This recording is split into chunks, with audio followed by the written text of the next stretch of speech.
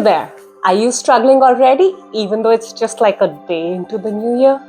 And are you feeling so overwhelmed because there's just so many things you wanted to do leading up to the new year, and you're like, oh, I've done none of that.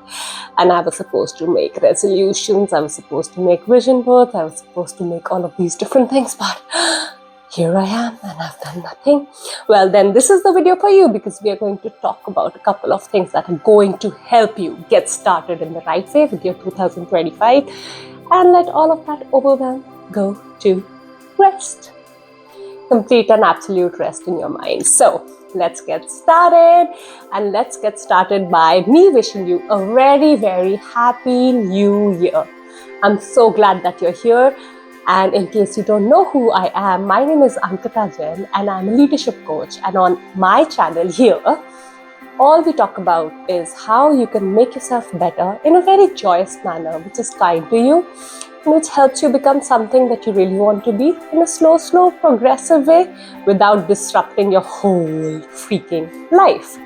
And I'm just realizing the setup is extremely bright because where I am, Dublin, is quite dark.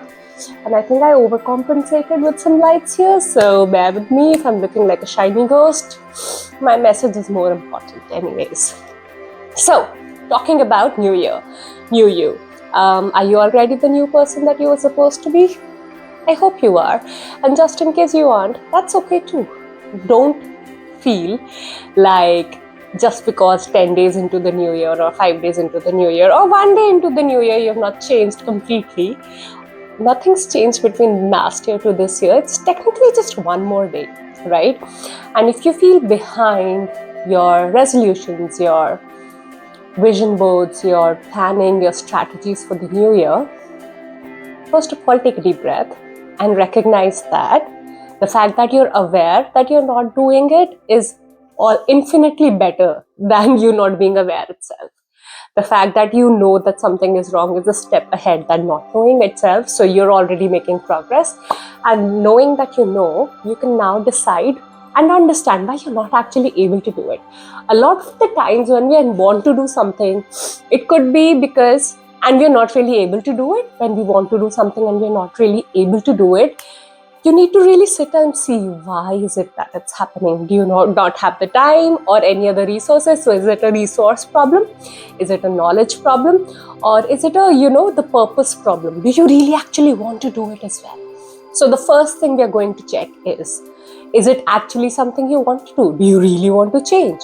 If you do want to change, why? What's your why? What's your why behind what you want to do and why you want to change? And this is such an important step, because if you don't know that why, you might set up that resolution, you might set up that vision board, you might do any of those techniques, but that lack of clarity around your why is always going to make you miss the mark. That why is why you will be able to stick to the path when things are hard, when things are going like you don't really want them to. When you want to just quit, the why is going to make you come back to the path. And I'm not saying that you can't take rest, and I'm not saying that you won't have problems just because you know the why. I'm just saying that the why can sustain you when things get hard, and it can bring you back on track if you've actually been able to derail yourself, or so has the environment, or something happens that makes you derail. The why will bring you back. So answer the question first. Do you want to actually change? Yes. What do you want to change? I want to lose 10 kgs. Why do you want to lose 10 kgs? Come on, give me your why. And this why is the absolute brutal truth to yourself, for yourself. It's not for anybody else. So if you feel like it's something that might appear vain to the world, well, it might, but it's just for you. And your true feelings are true to you, and that's what really matters. There's a reason you're feeling that kind of way. There's a reason that vanity matters. Let it come out, and don't judge yourself for your why. Don't normalize it. Don't make it better for the world to see. You can have a separate story to tell the others for what you want to do, but for your own personal knowing of that why, be like, yo, I want to lose those 10 kgs. I want to fit into that dress. I want to be the bombshell who can, walk across that room and get those compliments and get those proposals and all of those stuff. That's fine too. You can keep it to yourself. For the world, you can be like, oh, I just want to be healthy. I want to be XYZ. That's fine. As long as it lets you stick to what you need to do. right? So we've got that why. Now coming back to the point that, okay, I know what I want to do, I know why I want to do, I've still not done it.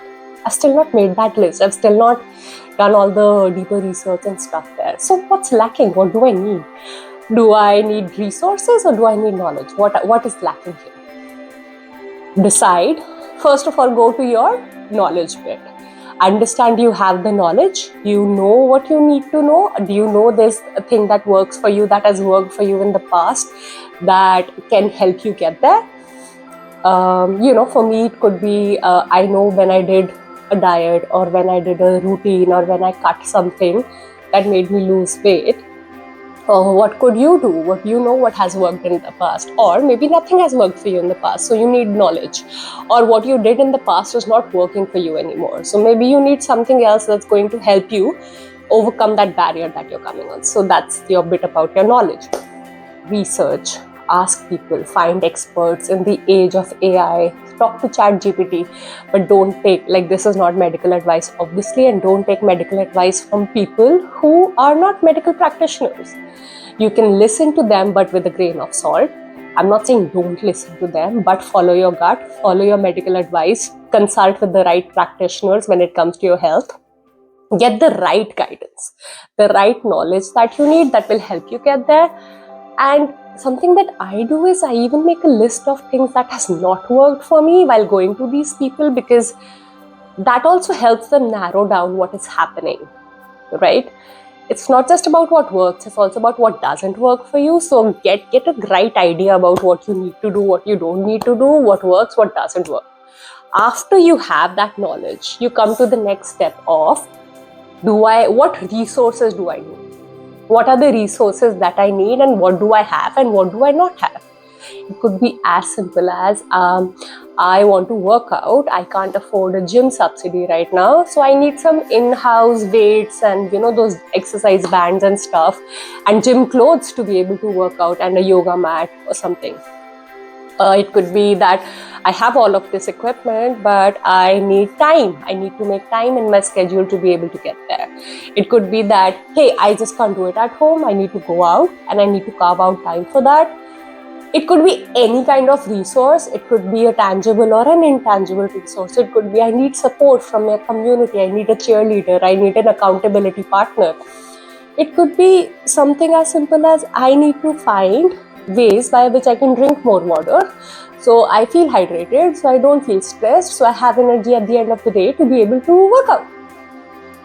It could be anything. So figure out what you need.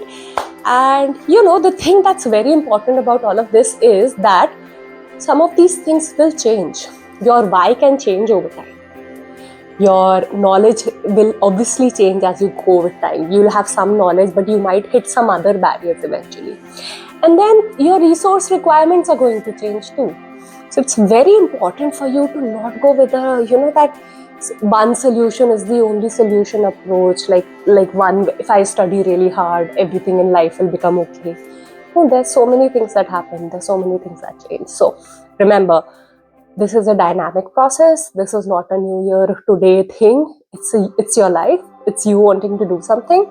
It's important to recognize that what you want to do is important to you, and you are the most important person in your life.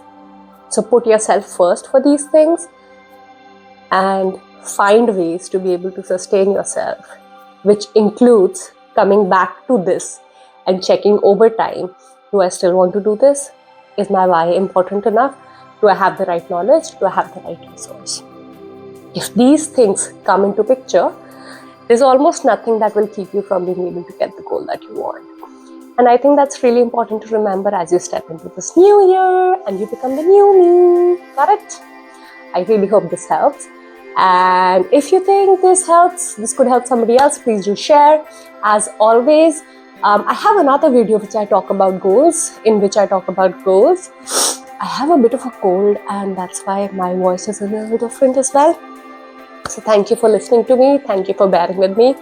In this year, we are completely going to transform our lives joyously and little by little. So join me in the journey. Be with me.